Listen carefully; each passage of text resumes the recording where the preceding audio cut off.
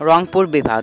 রংপুর বাংলাদেশের উত্তরাঞ্চলের এক ঐতিহ্যবাহী জনপদ। সুপ্রাচীন কাল থেকে এই অঞ্চলের গৌরবময় বৈচিত্র্যপূর্ণ ইতিহাসের অধিকারী। এই অঞ্চল দিয়ে প্রবাহিত হয়েছে যমুনা, তিস্তা, ব্রহ্মপুত্র, ঘাটুল, ধরতলা, করতোয়া ইত্যাদি। হিন্দু ধর্মশাস্ত্র অনুযায়ী ভারতের পূর্বাংশ কামরূপ বা প্রতিযোগ্য রাজ্যের অস্তিত্ব পাওয়া যায়, যার অন্তর্গত ছিল বর্তমান রংপুর তথা রংপুর অঞ্চল। আবার রাজা সমুদ্রগুপ্তের সময় কামরূপ কদরাজ্য পরিণত হয়, পরিবর্তে আবার এই অঞ্চল কোচবিহারের কিছু অংশ হিসেবে পরিচালিত হতো। রংপুরের রংপুর নামকরণ নিয়ে এখনো চূড়ান্ত কোনো সমাধান করা যায়নি। কেউ কেউ মনে করেন মহাভারতের সময় প্রতিযজ্ঞের পুত্ররা রাজা ভক্তদের রংমহল ছিল রংপুরে এবং সেই রংমহল হতে নাম হয়েছে রংপুর। কারো কারো মতে বজ্ঞদের কন্যা পায়রাবতীর নাম অনুসারে জাগনের অজ্ঞতম বেগম রোকেয়ার জন্মভূমি পায়রাবন্দরে নামকরণ হয়েছে। কেউ কেউ মনে করেন রংপুরে বস্ত্ররাঙ্গি কারখানা ছিল, পাট নির্মিত বস্ত্রে বা চটে রং করা হতো বলে রংপুরকে রংপুর নামে রাখা হতো।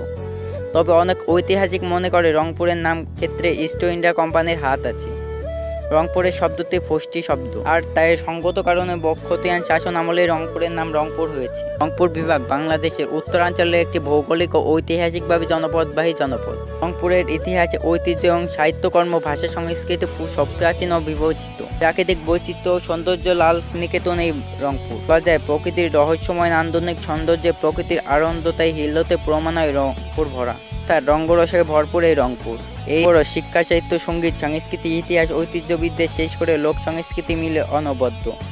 রংপুরের পরিবর্তে রংপুর বাংলাদেশের প্রাচীনতম অংশের নাম বন্দ্রে বা বন্দ্রেদি। রংপুর সমতল বন্দ্রের অঞ্চল অঙ্ক নিদর্শনাবলী ও দর্শনীয় স্থান কারামাইলের বিশ্ববিখ্যাত কলেজ ভবন, মনিস্তার জমিদার বাড়ি, কেরামতি মসজিদ, রংপুর জাদুঘর, মাওলানা কারাম আলী জৌনপুর এর মায়ার। রংপুর সমতল বন্দ্রের অঞ্চলের অন্তর্গত। পরবর্তী সময় যে অঞ্চল গৌর অঞ্চল বলে পরিচিতি লাভ করে। তো বন্ধুরা, আমাদের আজকের ভিডিওটি এই পর্যন্তই। আশা করি ভালো লেগেছে। ভালো লাগলে লাইক করবেন, চ্যানেলটিকে সাবস্ক্রাইব করে সাথেই থাকুন। ধন্যবাদ।